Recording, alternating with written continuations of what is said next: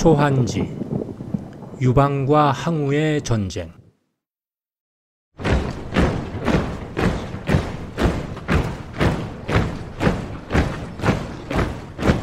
11번째 이야기. 유방의 중원 장악. 장안을 일격에 물리친 한신은 그 여세를 몰아 장안이 달아난 폐구성을 에워쌌습니다. 상황이 불리한 장안은 성문을 걸어 잠그고 수비에 치중했습니다. 폐구성은 성벽이 높아 수비에 아주 유리했습니다. 그러니 한신이 대대적인 공격을 퍼부었음에도 폐구성은 끄떡하지 않았습니다. 한신은 여러 계책을 궁리한 끝에 야비한 인신공격을 실행했습니다. 한나라 병사들이 폐구성 남문 앞에서 장안을 향해 욕설을 퍼부었습니다. 한 부대가 지치도록 욕설을 퍼부으면 다음 부대가 이어 욕설을 퍼부었습니다. 이 비방과 인신공격은 며칠을 계속 이어졌습니다. 항우의 똥강아지 장안아, 요즘 항우의 똥맛은 어떠냐? 버러지보다 못한 변절자 장안아, 진나라 백성을 팔아먹고 잠이 오더냐? 저 혼자 살겠다고 부하들을 사지에 몰아놓은 장안아, 언제고 내 놈은 천벌을 받을 것이다. 겁쟁이 장안아, 어찌 그리도 변절을 잘하는 것이냐? 불알 두 쪽도 다 팔아먹은 것이냐? 이 밖에도 저급한 욕설과 낯뜨거운 인신공격이 폐구성으로 빗발치듯 날아들었습니다. 장안은 일절 대응하지 않았습니다. 묵묵히 사마흥과 동해의 구원군이 오기만을 기다렸습니다. 그러나 한나라 군대는 비방을 멈추지 않았습니다. 그러자 장안은 차츰 인내의 한계점에 도달했습니다. 속이 뒤틀리고 화가 치밀었습니다. 당장에 삼지창을 들고 나갈 그런 태세였습니다. 하지만 성문을 여는 순간 한나라의 무차별 공격이 도래할 것을 알기에 그만 두 손을 부르르 떨기만 했습니다. 일찍이 천하 여섯 나라를 휩쓸던 내가 저런 애송이들의 비난을 듣고 있어야 하는가? 참으로 치욕스럽구나. 당장 성문을 열고 나가 저 풋내기들을 없애버리겠다. 장안은 눈에 핏발이 서도록 분노했습니다. 그러자 부하장수 계량이 차분하고 조용한 목소리로 아뢰었습니다. 대왕, 고종하셔야 합니다. 참으셔야 합니다. 저들이 미쳐 날뛰어 발악하는 것은 대왕의 노여움을 촉발하고자 하는 속셈입니다. 어찌 적의 계략을 알고도 함부로 성문을 연단 말입니까? 진정하시고 구원병이 당도할 때까지 꾹 참으십시오. 그때 공격해도 늦지 않습니다. 그러나 장안의 다른 부장이 바로 나서서 격하게 아뢰었습니다. 대왕, 어찌 저들의 욕설과 비난을 그냥 보고 계신단 말입니까? 저들의 목불인견 수작을 소위는 더는 참고 볼 수가 없습니다. 당장 저들을 잡아 죽이도록 허락해 주십시오. 목불인견이란 차마 눈뜨고 볼 수 없는 비참하거나 안타까운 모습을 말합니다. 여기에 더해서 하도 어이가 없거나 참고 볼 수 없는 안이꼬운 모습을 가리킬 때 사용하는 표현입니다. 당장 달려나가자는 장수의 말은 불난집에 기름을 붓는 격이었습니다. 그렇지 않아도 화를 참지 못하고 있던 장안은 정말 군대를 이끌고 달려나갈 태세였습니다. 그래서 성 밖을 한번 휘 돌아보았습니다. 그런데 한나라 병사들이 바지를 풀고는 성문을 향해 일제히 오줌을 갈기는 것이었습니다. 일부 병사들은 물건을 흔들어대며 장안을 조롱했습니다. 그러자 장안은 저도 모르게 소리쳤습니다. 이놈들을 감히! 장안의 흰 수염이 바르르 떨렸습니다. 부장들은 당장 나가 저놈들을 모두 쓸어버려라! 그러자 부장 계량이 다시 나서서 간곡히 아뢰었습니다. 대왕, 아니 됩니다. 저들의 강교한 계략에 넘어가서는 아니 됩니다. 고종하십시오. 하지만 장안은 분노를 참지 못했습니다. 내 생사 결단을 내고 말 테다. 장수들은 모두 모여라. 이렇게 해서 장안이 수비에 치중하는 전략을 바꿔 한신을 쳐부술 공격 작전을 짜게 되었습니다. 한신의 이 비방 전술을 흥화조산이라고 합니다. 거짓으로 없는 말을 지어내어 남을 비방한다는 뜻입니다. 비방이 거세지면 사람은 궁지에 몰리기 마련입니다. 궁지에 몰리면 판단이 흐려지고 성급하고 극단적인 결단을 하게 됩니다. 이는 몰살당하거나 폭망하는 길입니다. 그러니 이 계책을 야비하다고 한 것입니다. 장안이 부하들에게 결연히 말했습니다. 오늘 밤 성문을 열고 나가 기습 공격한다. 이전에 초나라 항량도 나의 기습 공격에 무너지고 말았다. 손안과 여말통은 각각 군사 5천을 이끌고 동문과 서문으로 나가 한신의 좌우를 치라. 계량은 군사 5천을 이끌고 북문으로 나가 한신의 후방을 공격하라. 나는 남은 병사 1만 명을 이끌고 남문으로 나가 한신의 정면을 치겠다. 장평은 성에 남아 병사를 독려하라. 장안은 당대의 뛰어난 전략가였기에 풋내기인 한신이 자신을 이길 수 없다고 여겼습니다. 하지만 한신은 장안의 이런 계책을 이미 내다보고 있었습니다. 한신은 장안을 간파했으나 장안은 한신을 간파하지 못했습니다. 그러니 전략면에서도 한신이 앞섰다고 할 수 있습니다. 같은 시각에 한신이 장수들을 불러 말했습니다. 번쾌는 군사 5천을 이끌고 북문에 매복하라. 하우영과 주발은 각각 군사 5천을 이끌고 남문의 좌우로 매복하라. 장안이 나타나면 그때 공격하라. 신기는 군사 5천을 이끌고 성 좌측에 매복하라. 관영은 군사 5천을 이끌고 우측에 매복하라. 장안이 퇴각하면 그때 공격하라. 이어 한신은 중군을 남쪽 아래로 20리 후퇴하였고 진영은 텅 빈 채로 놔두었습니다.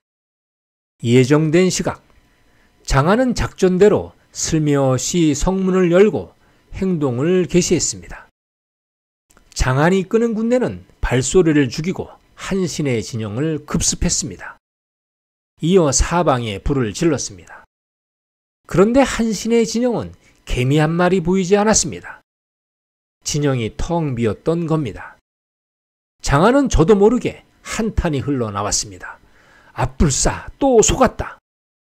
장안이 잠시 주저하는 사이에 매복한 한신의 군대가 요란한 함성을 지르며 사방에서 달려나왔습니다. 장안은 크게 당황했습니다. 어두운 밤에 불을 질렀으니 장안의 병사들은 도리어 한신의 명확한 표적이 되었던 겁니다. 어두운 밤하늘에 화살이 무수히 날아들었습니다. 삽시간에 장안의 군대는 아비규환 대혼란에 빠졌습니다. 나딘군은 시체가 헤아릴 수 없었습니다. 장안은 급히 북쪽으로 달아났습니다. 그러자 이번에는 좌우에서 복병이 나타나 장안을 가로막았습니다. 장안은 다시 후퇴하려고 말을 몰았습니다. 그 순간 화살이 날아들어 장안의 오른쪽 어깨를 관통했습니다. 장안은 아찔했습니다. 그러나 정신을 차려 어둠 속을 달렸습니다. 그런데 갑자기 한신이 나팔을 크게 불어 병사들의 공격을 멈추라 하였습니다. 장안은 그 틈에 멀리 달아났습니다. 하지만 장안의 다른 부대들은 어둠 속에서 길을 잘못 들었습니다. 매복한 한신의 군대가 그들을 기다리고 있었습니다. 장안의 부장 계량은 달아나다가 벙케에게 몰살당했고 손안은 하우영에게 패배했습니다. 다행히 장안의 부장 여말통이 달려와 계량과 손안을 구출했습니다. 한신이 갑자기 공격을 멈추자 장수들이 의아하여 물었습니다. 지금이라도 대장군께서 명하시면 당장 장안을 쫓을 수 있습니다. 그런데 어찌하여 공격을 멈추신 겁니까? 한신이 말했습니다. 궁지에 몰린 적은 쫓지 않는 법이다. 우리가 달려가면 충분히 적을 잡을 수 있다. 하지만 혹시 저들이 군대를 매복해 두었을지 모를 일이 아니냐. 이때 생긴 말이 궁구막추입니다. 궁지에 빠진 적을 모질게 핍박하거나 쫓지 말라는 뜻입니다. 적을 궁지에 몰면 도리어 죽기 살기로 덤벼 아군이 패하는 경우가 생기기 때문입니다. 이렇게 해서 장안은 다시 한번 목숨을 건져 패구성으로 돌아왔습니다. 2번 싸워 2번 모두 패한 것입니다. 이때 장안은 자신의 성급함을 탓했습니다. 한신의 계책이 자신보다 위였다고 인정하지 않고 자신이 자만해서 패한 것이라 여긴 겁니다. 이제 장안은 어쩔 수 없이 구원군이 오기만을 기다려야 했습니다. 이 무렵 한나라 부장 장창이 대장군 한신에게 아뢰었습니다. 패구성이 비록 높고 견고하나 빈틈이 없는 것이 아닙니다. 사다리를 타고 성에 오를 수도 있고 바람을 이용해 화공을 퍼부어도 됩니다. 지금은 여유를 부릴 때가 아닙니다. 만일 항우의 구원병이 들이닥치면 상황이 달라질 수 있습니다. 그러니 이길 수 있는데도 여유를 부리면 도리어 불리해진다고 했습니다. 하운이 서둘러 패구성을 무너뜨려야 합니다. 그러자 한신이 조참을 불렀습니다. 조참은 군사 5천을 거느리고 패구성 뒤쪽에 백수로 가라. 그 물줄기는 서북에서 동남으로 흐른다. 그러니 그대는 물줄기를 패구성으로 옮겨라. 날이 조금씩 더워지니 얼마 후면 비가 올 것이다.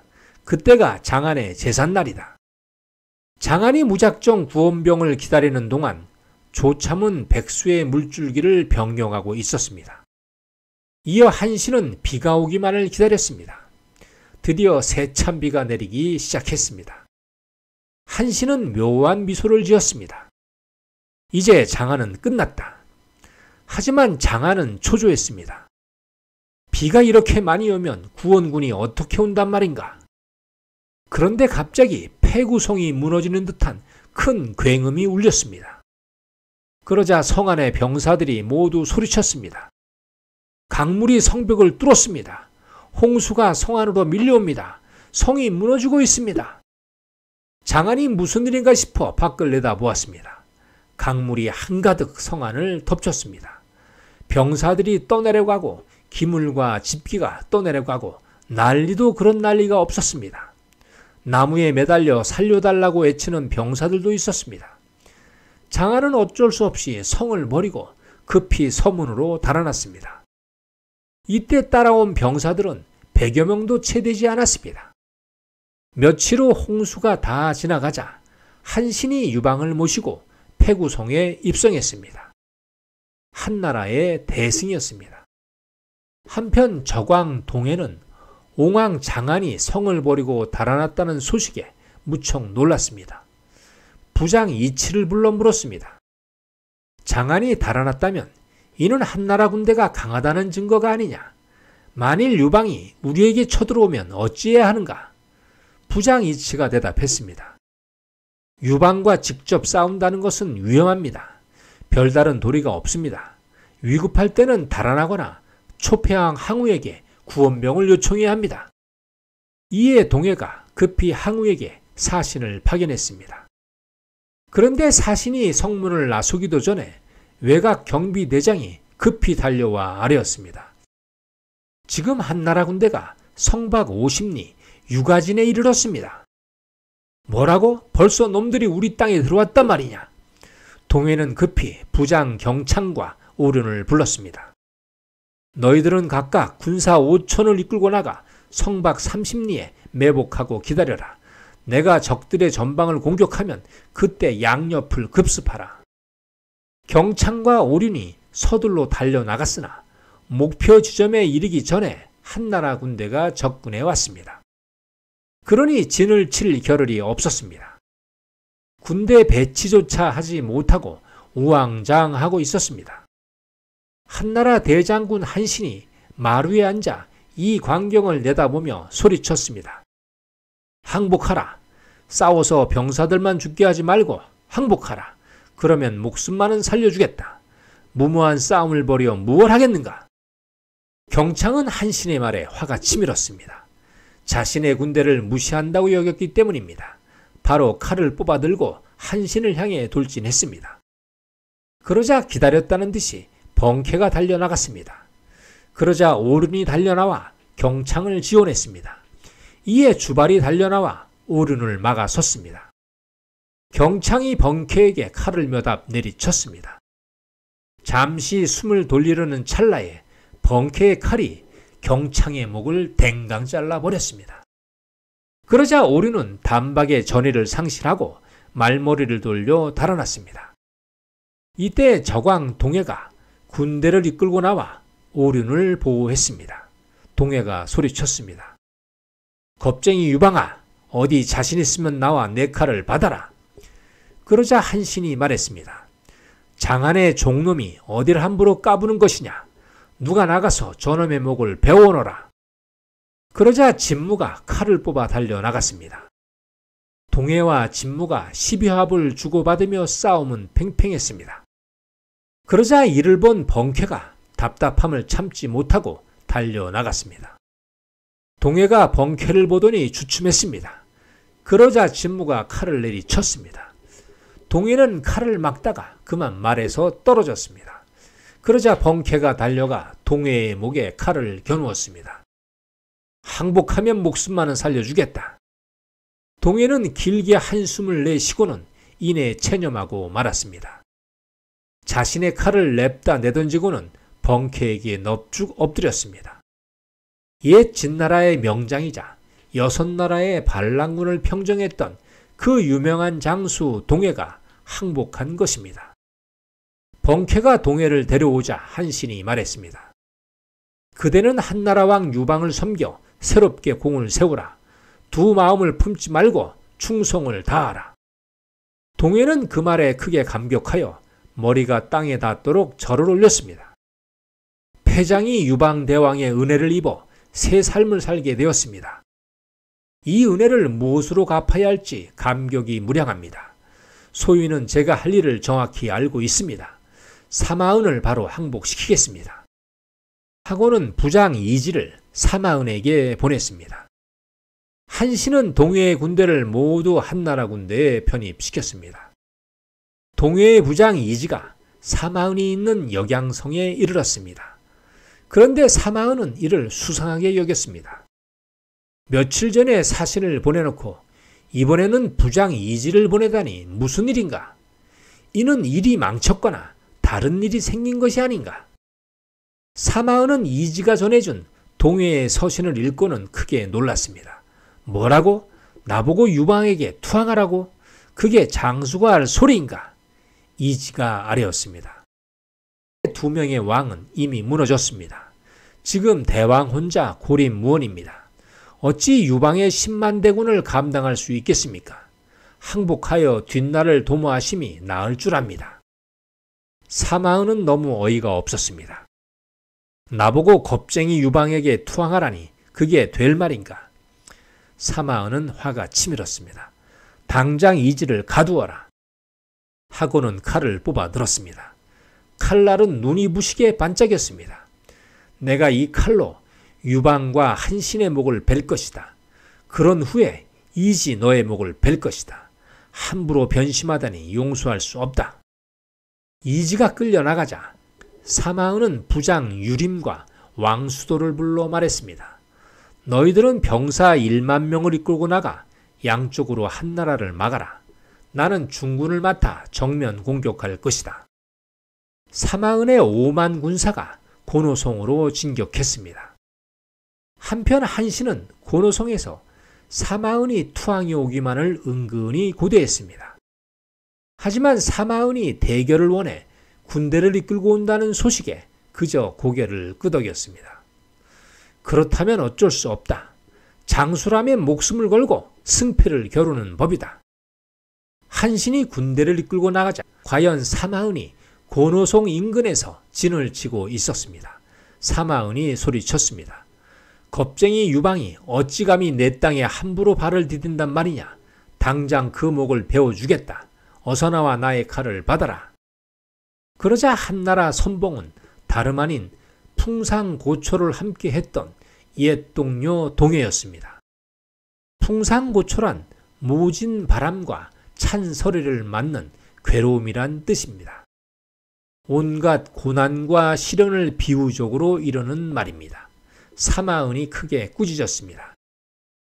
이놈 동해야, 내가 감히 항우를 배반하다니 어찌 그럴 수 있단 말이냐. 나와 함께 항우를 섬겨 왕위를 받았음에도 어찌 간사하게 유방을 섬긴단 말이냐. 내가 내 놈의 목을 벤 뒤에 유방의 목을 베어 항우에게 보낼 것이다. 나를 원망하지 마라. 사마은이 칼을 뽑아들고 달려나갔습니다.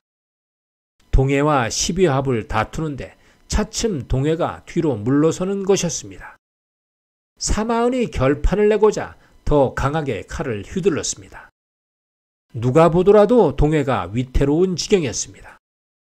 그 순간 한나라 진영에서 번쾌가 달려나갔습니다. 번쾌는 사마은이 칼을 휘두르는 그 빈틈에 번개처럼 몸을 던졌습니다. 사마은은 말에서 떨어졌고 어느새 번쾌가 칼을 뽑아 사마은을 겨누었습니다. 그러자 사마은의 부장 유림이 달려나왔습니다. 하지만 동해의 칼에 죽임을 당했습니다. 이어 부장 왕수도가 달려나왔으나 역시 상대가 되지 못했습니다. 왕수도는 칼도 휘둘러 보지 못하고 사로잡혔습니다. 한신이 사마은에게 말했습니다. 너는 본래 진나라의 대장이 아니냐? 어찌 진나라를 멸망한 항우를 받든단 말인가? 원통하지도 않은가? 조금의 억울함도 없단 말이냐? 장수가 그렇게 변조를 해도 되는 것인가? 부하들 보기에 창피하지도 않단 말이냐? 그러자 사마은은 고개를 숙이고 아무 말도 하지 않았습니다. 이는 꾸지람이 무거웠기 때문에 차마 고개를 들 수 없었던 겁니다. 이때 번쾌가 나서서 사마은을 편들었습니다. 사마은이 항우를 섬긴 것은 대장 장안의 뜻을 따른 것입니다. 장수가 대장군을 섬기는 것은 100번 1000번 당연한 일입니다. 사마은이 어찌 마음의 고초가 없었겠습니까? 부디 사마은을 죽이지 마시고 한나라의 장수로 거두어 주십시오. 한신이 잠시 주저했습니다. 나는 사마은을 이 자리에서 목을 베려고 했다. 그런데 번쾌 장군의 말을 듣고 보니 일리가 있다. 사마은을 받아주겠다. 그러자 사마은이 감격스러운 표정으로 절을 하며 한신을 따랐습니다. 이렇게 하여 한신은 삼진의 두 왕을 수하에 두었고 그 땅을 모두 유방의 한나라에 편입시켰습니다. 이제 남은 것은 도림성으로 달아난 장안을 처리하는 것이었습니다. 그래서 장수들이 한신에게 아뢰었습니다. 장안 문제는 유방 대왕이 함양성에 입성한 뒤에 처리해도 늦지 않습니다. 하오니 유방 대왕이 함양에 등극하도록 서두르는 것이 마땅합니다. 그러나 한신은 이 제안을 거절했습니다. 만일 우리가 함양에 들어가면 그때는 장안이 여유를 부려 다시 패구성으로 돌아갈 것이다. 그러면 그에게 전력을 구축할 기회를 주는 것이다. 함양성은 언제라도 우리가 진입할 수 있다. 그러니 장안을 먼저 처리하여 삼진을 깨끗이 정리하는 것이 좋겠다. 대왕의 함양성 등극은 잠시 미루도록 하겠다. 한신은 도림성으로 가서 장안을 처리하기로 했습니다. 이번 싸움은 조참, 주발, 신기, 세 장수에게 각각 5천의 군사를 주어 선두로 삼았습니다. 한신이 도림성으로 향하고 있을 때 장안은 항우의 구원병을 애타게 기다리고 있었습니다. 유방이 삼진을 점령하기 전에 항우가 군대를 보내야 한다. 그래야만 패구성을 되찾고 유방의 진격을 멈출 수 있다. 장안은 패구를 탈환할 묘책을 궁리하고 있었습니다. 그런데 한 병사가 뛰어들어와 아뢰었습니다. 큰일 났습니다. 지금 유방의 대규모 군대가 도림성 20리밖에 나타났습니다. 장안은 난감했습니다. 기다리던 항우의 소식은 묘연하고 한나라 군대가 먼저 나타났으니 말입니다. 하지만 장안은 휘하 장수들에게 그늘을 보이지 않았습니다. 비록 우리가 수적으로 열세하기는 하나 한나라 군대는 나약하고 겁쟁이들이다. 그러니 용기를 내어 죽기로 싸우면 저들이 어찌 우리를 이긴단 말인가. 이번에는 기필코 지난번의 패배를 반드시 갚아주겠다. 장수의 품격은 바로 의연입니다. 이는 굳세다는 뜻입니다. 의지를 강하게 표출하여 불리함을 이롭게 하고 이로움을 오래 유지하는 것입니다. 그래서 의연한 장수를 가리켜 강이 목룰이라 부릅니다. 의지가 굳세고 나무처럼 꾸밈이 없고 말이 적은 사람이라는 의미입니다. 현대 와서는 이 말이 남자다움으로 변모했습니다. 장하는 부하 장수들을 불러 말했습니다. 한신을 죽이고 유방의 목을 벨 것이다. 모두 죽기를 각오하고 싸우라. 장하는 굳센 결의를 한 후에 도림성 벌판에서 한신과 대치했습니다. 장한이 소리쳤습니다. 애송이 한신아, 이번에는 내 삼지창이 내 놈의 머리를 부술 것이다. 단단히 각오하라. 그러자 한신이 소리쳤습니다. 개가죽만 남은 장한아, 너의 노후가 걱정되어 찾아왔다. 그러니 순순히 항복하라. 목숨만은 살려주겠다. 그 말과 동시에 한신의 병사들이 돌격했고 장한의 군대가 이어 돌격했습니다. 양측은 뒤엉켜 일대 혼전을 이루었습니다. 응원하는 북소리 징소리가 산천을 흔들었고 치고 받고 쫓고 쫓겨 대지는 먼지로 뒤덮였습니다. 죽고 죽이는 혈전은 시간이 흐르자 장한의 병사들은 그 수가 빠르게 줄어들었습니다. 반면에 한신의 군대는 사기가 높아 더욱 옥죄었습니다.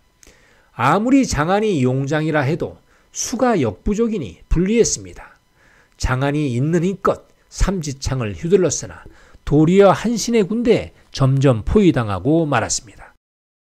이윽고 한나라 병사가 장한의 등을 칼로 내리쳤습니다. 장한은 삼지창을 떨구며 쓰러졌습니다. 그러자 병사들이 일제히 달려들어 장한의 목을 베었고 그 몸을 수없이 난도질했습니다. 진나라의 명장이자 삼진의 수장인 장한은 이렇게 생을 마감하고 말았습니다. 자신의 말대로 장렬히 전사한 것입니다. 이 싸움에서 장한의 부장 계량과 계항이 죽었고 여마통과 소나는 치욕스럽게 사로잡혔습니다. 한나라 병사들이 도림성을 활짝 열어 진입하자 성 안에 있던 장한의 병사들은 모두 무릎을 꿇고 항복했습니다. 한신이 천하의 명장 장한을 상대로 3번 싸워 3번 모두 이기는 큰 공을 세운 것입니다.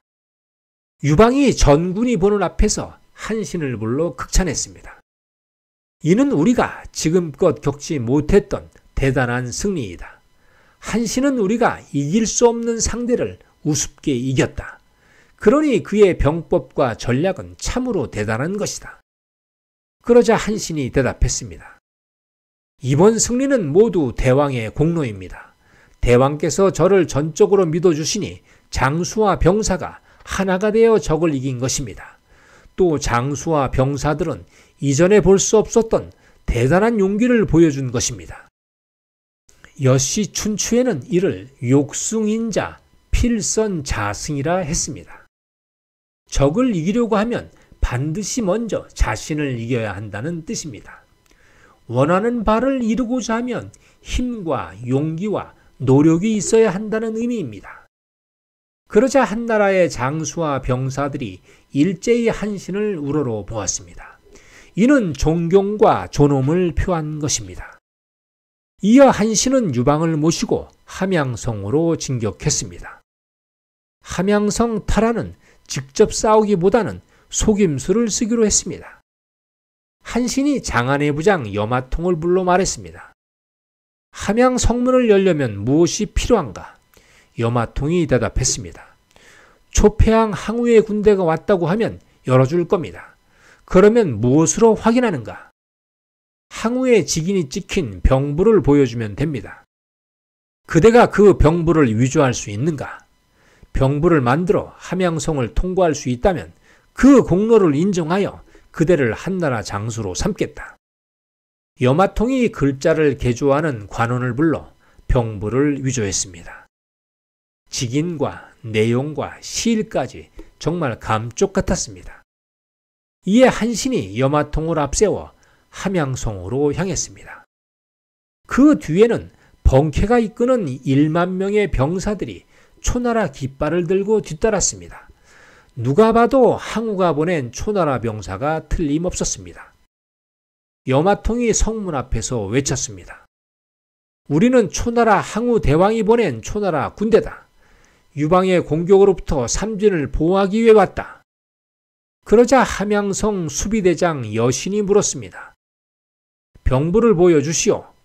염화통이 병부를 보여주자 수비대장은 꼼꼼히 살폈습니다.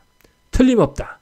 초나라 원군이다. 성문을 열어 원군을 맞이하라. 성문이 열리고 염화통이 입성했습니다. 이어 번쾌가 이끄는 군대가 서둘러 달려들었습니다. 수비대장이 이를 이상하게 여겨 급히 외쳤습니다.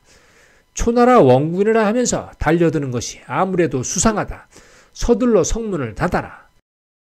성문을 닫으라는 외침이 여기저기 가득했으나 이미 늦었습니다. 번쾌가 이끈 군대는 성 안에 들어서자 함양성의 병사들을 모조리 체포했습니다. 이는 유방이 가능하면 병사들을 죽이지 말라 한 것입니다. 이렇게 하여 함양성을 쉽게 탈취했습니다. 유방은 너무도 감격스러웠습니다. 파촉에 유배되어 영영 동쪽으로 못 나올 줄 알았는데 다시 함양에 입성했으니 눈물이 날 정도였습니다. 더구나 유방이 함양성에 들어왔다는 소식에 함양의 백성들은 크게 환영했습니다. 모두 나와 유방을 칭송했습니다. 대왕이시여, 다시는 우리를 버리지 마십시오. 이날부터 유방은 함양성에 머물면서 다시 중원으로 뻗어나갈 궁리를 했습니다. 이는 항우와의 본격적인 전쟁을 준비한 것입니다. 유방은 함양성에서 사흘간 연회를 열었습니다. 이는 우선 한신의 공로를 치하하기 위함이었고 유방이 그토록 고대하던 함양으로 황궁을 기념하기 위해서였습니다. 이제 유방은 대륙 전체를 통틀어 초나라 항우와 어깨를 나란히 할 수 있는 실력자로 부상한 것입니다. 모두가 축제에 휩싸였을 때 한신이 유방에게 아뢰었습니다. 우리가 함양을 다시 점령했으나 경계를 늦출 수 없습니다. 항우의 제후인 서희왕 위표가 가까운 평양에 있고 항우의 충복인 하남왕 신양이 가까운 낙양에 있습니다. 만일 항우가 이 둘을 이끌고 연합하여 쳐들어온다면 우리로서는 어려운 싸움이 될 것입니다. 그러면 지금처럼 함양을 지킨다고 보장할 수 없습니다. 병법에 이르기를 강한 적은 각계격파한다고 했습니다. 하오니 항우가 이들과 연합하지 못하도록 우리가 먼저 손을 써야 합니다. 각계격파는 적이 상호 지원하거나 연합하기 전에 각각의 적을 분산시켜 격파하는 전술을 말합니다. 이는 적의 의지와 수단을 좌절시키는 것이 목적입니다. 대륙의 패권을 놓고 분석하면 유방은 서쪽에 홀로선 세력이었고 항우는 중원과 동쪽에 이르는 거대한 세력을 심어놓은 상태였습니다. 그러니 유방이 항우를 이기려고 하면 나름대로 독특한 병법을 써야 한다는 의미입니다. 이는 항우가 서쪽으로 향하지 못하도록 하는 것이 우선이었습니다. 그래서 한신은 이렇게 아뢰었습니다. 항우가 우리에게 오지 못하도록 하려면 동쪽 제나라를 이용해야 합니다. 하오니 항우에게 사신을 보내 제나라가 천하를 얻기 위해 모반을 꾸미고 있다고 알리는 것입니다. 그러면 항우는 제나라를 정벌하기 위해 동쪽으로 출정할 것입니다. 우리는 그 틈에 서위와 하남을 공격하는 것입니다. 이 두 나라는 항우의 지원이 없으면 쉽게 무너질 것입니다. 평양과 낙양이 항복하면 우리는 관동의 모든 땅을 편입시켜 한 나라의 기반을 크게 확대할 수 있습니다. 그때는 항우와 1대1 대결을 벌여도 조금도 두려울 것이 없습니다. 유방이 한신의 계책을 듣고는 고개를 연신 끄덕였습니다. 이어 신하들을 불러 말했습니다. 누가 한신의 계책을 들고 가 항우를 속일 수 있겠는가? 배짱 두둑한 자는 나서라. 그러자 신하 육가가 나서서 아뢰었습니다. 소인을 보내주십시오. 목숨을 걸고 항우를 속이겠습니다. 육가는 전국시대 초나라 사람입니다. 사서오경에 해박하여 유학의 대가라 불렀습니다. 배짱이 좋아 협상에 능숙했고 언변이 뛰어나다고 전해집니다. 건달 출신인 유방은 육고의 학식과 충성심에 반해 오래도록 가까이 두어 중신으로 삼았습니다. 육가가 아뢰었습니다. 소신이 초나라에 가서 항우를 속이겠습니다. 항우가 제 나라를 정벌하러 떠나면 서희와 하남에 가서 신양과 위포를 달래어 한나라에 투항하도록 하겠습니다. 유방이 말했습니다. 항우가 그대를 죽일 수도 있다. 그래도 갈 수 있겠는가? 게다가 교활한 범징이 곁에 있는데 어떻게 속인단 말인가? 육가가 대답했습니다. 항우를 속이지 못하면 소신의 명이 다하는 것이고 항우를 속인다면 그건 하늘의 뜻입니다. 어찌 일의 성사를 두려움 때문에 주저하겠습니까? 이에 유방이 육가를 믿어 넉넉한 재물을 내어 주었습니다. 육가는 그날로 바로 출발하여 낙양에 이르렀습니다. 낙양에는 육가의 부모와 처자가 살고 있었습니다. 그러니 파촉으로 떠난 이후로 실로 5년 만에 상봉이었습니다. 가족들은 하남왕 신양이 돌봐주어 무사했다고 말했습니다. 그러자 육가는 바로 하남왕 신양을 찾아갔습니다. 대왕의 은혜에 감사를 표하고자 찾아왔습니다. 소신은 그동안 한나라 유방을 따라 파촉에 살았습니다. 얼마 전에 삼진을 멸하고 옛 진나라 함양성을 탈환했습니다. 초나라 사신으로 가는 도중에 가족을 만나 대왕께 감사를 전하고자 찾아왔습니다. 그러자 하남왕 신양이 물었습니다. 한나라 유방은 항우의 부하 중에 가장 겁쟁이가 아니던가? 학식이 뛰어난 그대가 어찌 유방을 따라 나섰단 말인가? 육가가 말했습니다. 유방은 겁쟁이가 아니라 전쟁을 싫어합니다. 이 시대의 복이 드문 관인 대도제왕입니다. 죽음보다 삶을 귀하게 여기고 전쟁보다 평화를 중하게 여깁니다. 그러니 백성들이 인자한 대왕이라 칭송하는 것입니다. 관인 대도란 마음이 인자하고 너그러워 마음 씀씀이가 깊고도 넓다는 뜻입니다. 자신에게 대항하지 않는 자는 모두 받아들인다는 넓은 포용력을 의미합니다. 하남왕 신양이 말했습니다. 나의 주군은 초패왕 항우이다. 만일 내가 유방을 언급하거나 유방에게 가까이 간다면 당장 항우가 쳐들어올 것이다. 그러면 나는 유방 하나로 인해 목숨을 잃어 천하의 웃음거리가 될 것이다. 그러니 나를 설득하려 하지 마라. 육가가 말했습니다. 온당한 말입니다. 초패왕 항우를 주군으로 모시니가 유방에게 귀순한다는 것은 목숨을 거는 무서운 모험입니다. 이는 항우의 보복이 잔인하고 폭력적이라 두렵기 때문입니다. 그러니 유방에 대해서는 대왕께서 알 필요가 없습니다. 나중에 천하에 널리 퍼진 소문을 듣고 판단하셔도 늦지 않습니다. 이에 하남왕이 더는 유방의 이야기를 거론하지 않았습니다. 이는 하남왕이 유방을 자신보다 아래로 취급했기에 논하고 싶지 않았던 겁니다. 육가는 며칠 더 낙양에 머물면서 하남왕을 어떻게 설득할 것인가 계책을 꾸미게 되었습니다. 그런데 육가의 수행원 하나가 한나라로 돌아가 이를 다르게 보고했습니다. 육가는 낙양에 머물며 초나라에 가려고 하지 않습니다. 아무래도 하남왕 신양과 비밀 거래를 한 것이 아닌가 의심이 됩니다. 유방이 보고를 듣자 의아하게 여겼습니다. 아니 의심하게 되었다고 말해야 할 것입니다. 그런데 이날 뜻밖에도 반가운 소식이 전해졌습니다. 파촉의 잔도를 태우고 간 모사꾼 장량이 유방을 만나러 함양으로 온다는 소식이었습니다. 유방은 기쁘기 그지 없었습니다. 이제 걱정할 것이 없다. 천하의 어느 일도 이젠 두렵지 않다. 며칠 뒤 장량이 한나라 군사들의 호의를 받으며 함양궁에 들어섰습니다. 유방은 친히 숭동문까지 나가 장량을 얼싸 안았습니다. 내 오매불망 그대를 만나길 사모했다. 이렇게 만나니 참으로 반갑도다. 장량이 아뢰었습니다. 소신이 멀리 떨어져 있었으나 마음 많은 대왕을 떠난 적이 없습니다. 대왕께서 파촉에 계시는 동안 소위는 3가지 일을 이루었습니다. 항우를 만나 진나라 함양에서 초나라 팽성으로 이주하게 했습니다. 천하 6나라의 왕들과 항우의 사이를 갈라놓았습니다.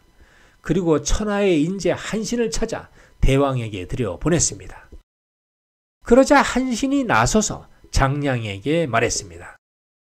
부족한 저를 청구해 주시니 깊이 감사드립니다.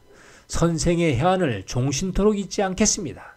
다시 한번 감사드립니다. 그날 일찍부터 장량의 환영회가 열렸습니다. 그리고 신하들은 육가에 대해 자연스럽게 이야기했습니다. 육가가 왜 낙양을 떠나지 않은 것인가?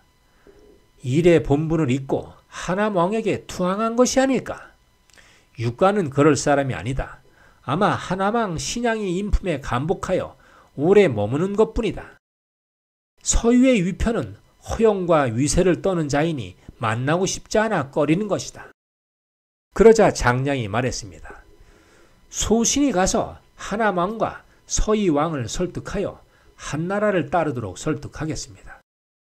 그런 다음에 한신 대장군이 군대를 이끌고 들어와 이들을 모두 평정하시면 됩니다. 장량이 다시 떠난다는 말에 유방이 말했습니다. 어찌 나를 또 떠나려 하는가 심히 섭섭하도다.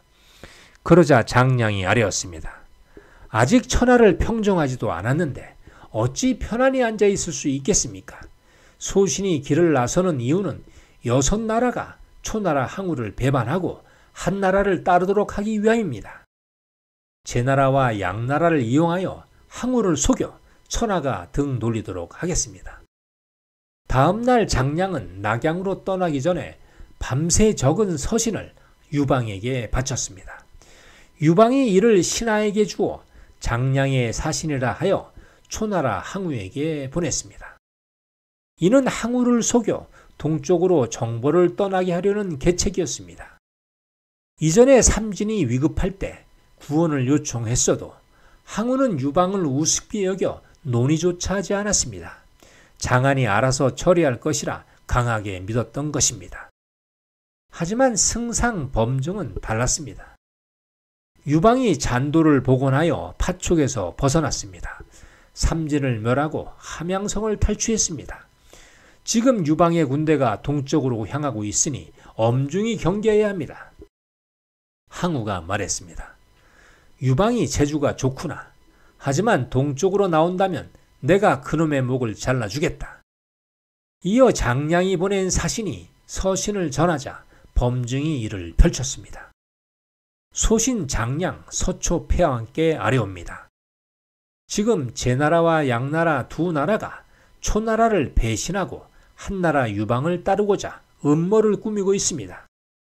하오니 이 두 나라를 대역죄로 처리해 주십시오. 이들을 그냥 내버려 두면 천하 6나라가 대왕을 벗어나려 할 것입니다. 하오니 엄히 다스려 주십시오. 이어 범종은 제나라와 양나라의 결의문을 펼쳤습니다. 제나라 전영과 양나라 진승은 함께 결의하여 한나라 유방을 따르고자 한다. 이는 포항무도한 항우를 멸하고 천하를 바로잡아 유방을 천하의 대왕으로 세우고자 합니다. 결의문을 들은 항우는 크게 노했습니다. 내가 왕으로 세워주었는데 감히 나를 배신하다니 용서할 수 없다. 은혜도 모르는 놈은 목을 벨 것이다. 그런 후에 유방을 찢어 죽이리라. 그러자 범증이 아뢰었습니다. 대왕께서는 침착하셔야 합니다. 이는 장량이 대왕을 속이려는 속셈입니다. 대왕을 동쪽 제나라로 향하게 하여 유방은 시간을 벌려는 간사한 계책입니다. 대왕께서 제나라와 양나라를 토벌하는 동안 유방은 중원의 서희와 하남을 정벌할 겁니다. 그렇게 세력을 키운 후에 대적하면 그때는 승패를 장담할 수 없습니다. 항우는 범중의 말에 어이가 없었습니다. 유방이 아무리 세력을 모아도 나를 이길 수 없다. 그 겁쟁이가 무슨 전쟁을 한단 말인가. 나는 배신한 제나라와 양나라를 먼저 치고 이어 유방을 죽이겠다. 승상은 더는 나서지 마라. 항우가 급히 대군을 출정시켜 동쪽 제나라로 떠났습니다. 이 소식을 들은 장량은 서위 평양성에 이르렀습니다. 장량이 서위의 대왕 위표를 아련하고자 청했습니다.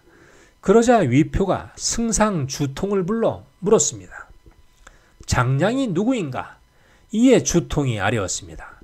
장량은 유방의 모사꾼이자 책사입니다. 소문에는 전국시대의 장이와 소진보다 그 변설이 유창하다고 합니다. 아마도 유방을 옹호하려 온 것 같습니다. 그러니 경계하셔야 합니다. 초패왕 항우가 이를 알면 우리를 가만두지 않을 겁니다. 그러자 위표가 말했습니다. 나는 항우를 주군으로 모시는 자이다. 감히 내게 항우를 배신하고 유방을 따르도록 회유한다면 이 칼이 용서하지 않을 것이다. 장량이 입궐하자 위표가 물었습니다. 무슨 일로 나를 찾아왔느냐? 소위는 대왕의 인품을 소문 듣고 찾아왔습니다. 그러자 위표가 물었습니다. 너는 항우의 신하인가 유방의 신하인가? 장량이 말했습니다. 일전에 소신이 유방에게 인질로 잡혀있을 때는 유방의 신하였습니다. 하지만 지금은 초패왕을 섬기니 항우의 신하입니다. 대왕의 인품이 고결하고 정의롭다고 알려져 평소 존경하여 찾아온 것입니다. 그러자 위표는 경계심을 풀고 그만 의시되고 말았습니다. 축혀 세우면 교만해지는 것이 인간의 속성입니다. 특히 대가리가 빈 놈일수록 더욱 그렇습니다. 위표가 물었습니다. 그대는 흥패 존망을 아는가? 유방이 항우와 싸우면 이길 것 같은가? 장량이 이 틈을 놓치지 않았습니다. 소신이 대왕께 솔직히 아뢰겠습니다. 유방은 떠오르는 샛별이니 흥하기 마련입니다. 반면에 항우는 서쪽에 지는 별이니 쇠하기 마련입니다. 이에 진나라 도읍 함양은 천하의 요새이자 천하 문물이 번성하는 곳입니다. 하지만 항우는 이를 버렸습니다. 하늘이 주신 유리한 기회를 스스로 버린 것입니다. 하지만 유방은 파촉에 갇혀 지내다가 삼진을 멸하고 함양을 차지했습니다. 그러니 갑옷과 투구를 찬 꿀이니 하늘의 기회를 얻었다고 할 수 있습니다. 유방은 대군을 모았고 항우는 장수와 병사가 떠나 홀로 된 상태입니다. 항우가 홀로 대군과 싸운다면 그 승패는 뻔한 것이 아닙니까? 소신은 대왕께서 누구보다 현명하시다고 들었습니다. 하온이 흥하고 망하는 것을 잘 결정하시기 바랍니다. 그러자 위표의 승상 주통이 나서서 반박했습니다. 저자의 말은 대왕을 회유하려는 것입니다. 그러니 따르시면 아니 됩니다. 항우 대왕이 알면 어찌 가만히 있겠습니까? 그때는 무엇으로 항우를 막으려 하십니까? 그러자 장량이 말을 이었습니다. 항우의 부하인 삼진은 20만 대군을 거느리고도 유방에게 패했습니다. 천하 명장이라는 장하는 3번을 싸워 3번 모두 패했습니다. 장하는 전투 중에 죽었고 나머지 2 왕은 유방에게 투항했습니다. 이는 유방은 점점 세력이 커지고 항우는 점점 세력이 쇠퇴한다는 증거가 아니고 무엇이겠습니까? 주동이 말했습니다. 만일 대왕께서 유방을 따른다면 바로 항우가 쳐들어올 겁니다. 그때는 어찌하려 하십니까? 장량이 말했습니다. 지금 항우는 서위를 신경 쓸 여력이 없습니다. 멀리 제나라와 양나라가 반역을 도모해 토벌하러 떠났습니다. 이처럼 천하 모든 나라가 항우의 권력에서 벗어나길 원합니다. 대신에 한나라 유방을 따르고자 합니다. 만일 서위 대왕께서 때를 놓치면 그때는 유방과 싸워 과연 이길 수 있겠습니까? 주통은 그 말에 놀라 그만 할 말을 잃었습니다. 그러자 위표가 말했습니다. 나는 유방에게 투항하겠소. 그러니 그대가 잘 말해 주시오. 위표가 장량의 손을 꼭 잡고 이어 말했습니다. 그대에게 증표로 서위의 명마와 예물을 선물로 주겠소. 이렇게 해서 위나라는 유방의 편에 서게 됐습니다. 유방은 위표를 위나라 왕으로 인정하였고 승상 주통을 그대로 승상으로 삼았습니다. 서위의 명마는 아름다운 백마라는 뜻의 백벽이라 이름 지었습니다. 서위를 귀순시킨 장량은 이어 하나망 신양을 만나러 낙양으로 떠났습니다. 이때 번쾌에게 계책을 하나 알려주었습니다. 장량이 찾아왔다는 말에 낙양에 머물던 육가는 깜짝 놀랐습니다. 육가가 하나망 신양에게 말했습니다. 아마 장량은 대왕을 유방에게 귀순시키고자 온 것이 틀림없습니다. 만일 대왕께서 유방을 따르고자 하시면 장량의 말에 따르시면 됩니다. 하지만 항우를 따른다면 장량을 체포하여 항우에게 넘기시면 됩니다. 초나라의 승상 범증은 원래 장량을 미워해 장량이 체포되어 오면 바로 목을 벨 것입니다. 그러면 유방은 책사를 잃었으니 힘이 기울 것입니다. 반면에 항우는 대왕의 충성을 높이 사서 더 많은 땅을 내어줄 것입니다. 하나망 신양이 말했습니다. 나는 항우를 배신할 수 없다. 내가 항우의 은혜로 왕위에 올랐는데 어찌 배신한단 말인가. 장량이 들어오면 당장 잡아 범증에게 보낼 것이다. 장량은 하나망을 뵙기를 한참 기다렸습니다. 그러면서 심증으로 헤아렸습니다. 이는 나를 해치려는 간교한 기교로다. 하지만 나는 하나망의 기교를 이미 알아챘도다. 장량이 들어와 절하자 하나망 신양이 말했습니다. 이자를 체포하여 초나라 범증에게 보내라. 장량은 결박되어 초나라를 향해 20리쯤 갔을 때 갑자기 한때의 군마가 호송대를 막아 섰습니다. 호송하는 제수를 우리에게 넘겨라. 그러면 목숨만은 살려주겠다. 그러자 하남의 호송대장 광미가 호통쳤습니다. 너희들은 도적놈들이 아니냐. 길을 비키지 않으면 당장 목을 칠 것이다. 그러자 번쾌가 나서서 말했습니다. 말이 많구나. 어서 죄인을 우리에게 넘겨라. 그렇지 않으면 모두 몰살할 것이다. 그러자 광미가 칼을 뽑아 달려나갔습니다. 번쾌가 그 칼을 받으며 이어 되치니 순간 광미의 목이 떨어져 나갔습니다. 이를 본 호송 병사들은 모두 달아났습니다. 번쾌는 장량을 모시고 길을 떠났습니다. 얼마쯤 지났을 때 이번에는 하나망 신양이 직접 군대를 이끌고 장량을 잡으러 왔습니다. 가는 길에 농부들이 길가에 쉬고 있었습니다. 신양이 물었습니다. 이리 지나가는 도적대를 보지 못했는가? 방금 전에 한 무리의 장정들이 저 아랫길로 지나갔습니다. 그러자 신양이 군대를 몰고 달려갔습니다. 그 순간 거대한 함성이 들리면서 사방에서 병사들이 쏟아져 나왔습니다. 신양은 한순간 포위되고 말았습니다. 나는 한나라 장수 번쾌다. 신양은 죽고 싶지 않으면 어서 항복하라. 신양은 어쩔 수 없이 말에서 내려 항복했습니다. 그리고 병사들은 모두 무장해제를 당했습니다. 번쾌가 신양을 데리고 낙양성으로 돌아오니 이미 성안은 한나라 군대가 점령한 후였습니다. 장량이 말했습니다. 지금이라도 늦지 않았으니 신양은 한나라에 귀순하라. 결국 신양은 엎드려 절하며 유방을 따르겠다고 맹세했습니다. 그러자 유방은 신양의 왕위를 인정했습니다. 이어 유방은 중원을 모두 제패했으니 항우의 대전을 준비하게 되었습니다. 대장군 한신이 장수들을 불러 모아 말했습니다. 우리는 항우와 대적할 만큼 커졌다. 당장에 출정하여 항우와 싸운다고 해도 불리할 것이 없다. 그런데 한 가지 문제로 항우와 싸움을 할 수가 없다. 그러자 한나라 장수들의 눈이 휘둥그레졌습니다. 한신이 말을 이었습니다. 유방 대왕의 부모와 처자식이 지금 항우에게 인질로 잡혀 있다. 그러니 우리가 함부로 움직이면 인질이 위험할 수 있다. 항우를 치기 전에 인질을 먼저 구해야 한다.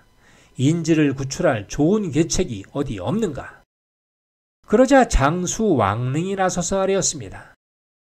과연 한신은 유방의 부모와 처와 자식을 구할 기회를 얻을 수 있을까요? 유방과 항우의 전쟁 다음 시간에 이어하겠습니다. 시청해 주셔서 고맙습니다.